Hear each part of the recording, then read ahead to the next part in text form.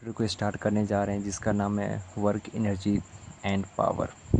Work energy power में सबसे पहला जो हमारा टॉपिक आता है जिससे हमारा चैप्टर का बिगिनिंग होता है वो चीज़ हमारा वर्क होता है। ठीक, तो वर्क में आपसे ये पूछना चाहता हूँ ये लाइक वर्क क्या होता है। तो work is a simple thing means work क्या होगा। वर्क मीन्स होता है काम करना। काम करना मीन्स क्या, आप कोई काम कर रहे हैं। काम किसको कहा जाएगा, जो किस चीज़ को कहा जाएगा कि काम करना। क्या मैं सो रहा हूँ इसको काम कहना कहा जाएगा, या मैं पानी पी रहा हूँ, या मैं एक सामान को एक जगह से दूसरे जगह ले जा रहा हूँ उसको कहा जाएगा काम। सिंपली अगर फिजिक्स के लैंग्वेज में देखा जाए काम किसको कहा जाता है, काम उस चीज़ को कहा जाता है जब हम किसी चीज़ पे फोर्स लगाते हैं ना, और वो चीज़ अगर अपने जगह से मूव करती है तो उस चीज़ को हम लोग कहते हैं हाँ भाई तुमने काम किया, हाँ भाई तुमने काम किया। तो वो काम किसको कहते हैं फिजिक्स के नज़र में, कि मैं अगर किसी चीज़ पे फोर्स लगा रहा हूँ और मैं उसको एक जगह से दूसरे जगह ले जा रहा हूँ, उस चीज़ को फिजिक्स में वर्क कहा जाता है। तो वर्क दो चीज़ से हमारा बना हुआ है, एक फोर्स और एक डिस्प्लेसमेंट से। जब इन दोनों का हमारा मिलन होगा, जब ये दोनों हमारा कंबाइन होंगे तो उसको कहा जाएगा वर्क। अब दोनों चीज़ कंबाइन, कंबाइन मीन्स दिमाग में आना चाहिए integration. Integration like force into D S. D S means like small displacement. तो जब ये चीज़ हम लोग करते हैं तो ये चीज़ हमारा हो जाता है क्या, वर्क डन। तो ये चीज़ हमारा हो जाता है वर्क डन, क्या, फोर्स इनटू डिस्प्लेसमेंट। ये हमारा एक ऐसा फॉर्मूला है, अरे यार हाँ तो सॉरी, ये हमारा एक ऐसा फॉर्मूला है जिससे आप हर एक क्वेश्चन को सॉल्व कर सकते हो वर्क डन वाले को।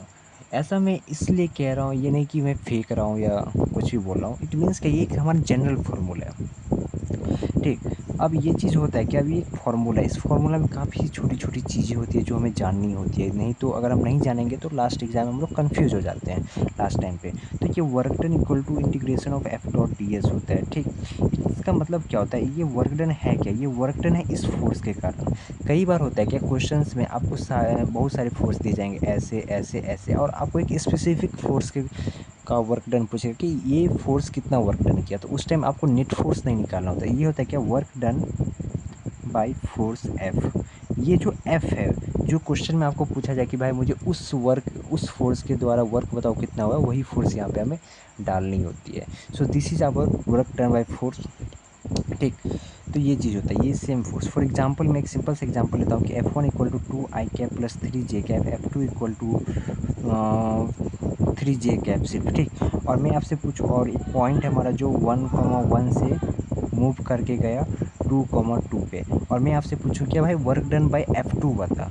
तो जब मैं वर्क डन बाय F2 बोलूँ तो आप इंटीग्रेशन में F2 ही लिखोगे यहाँ पे इनटू डिस्प्लेसमेंट। ठीक, वहाँ पे आप ये नहीं लिखोगे कि लाइक F1 प्लस F2 को ऐड कर दोगे तो 2i cap plus 6j cap, यहाँ पे आप F2 ही लिखोगे, और यहाँ पे आपका ये लिमिट रहेगा डेट इज़ 1,1, और यहाँ पे आपका अपर लिमिट होगा डेट इज़ 2,2। ओके, इसके बाद वर्क के काफ़ी और ज़्यादा फार्मूले और काफ़ी ज़्यादा डेफिनेशन है। आज हम जनरली वर्क पे ही फोकस करेंगे। दूसरा फार्मूला होता है कि work is equal to F into like displacement F D cos theta. ठीक, एफ डी कॉस थीटा क्या होता है, बेसिकली होता है कि ये डॉट प्रोडक्ट होता है। डॉट प्रोडक्ट हमारा क्या होता है, कॉस थीटा ही होता है क्या।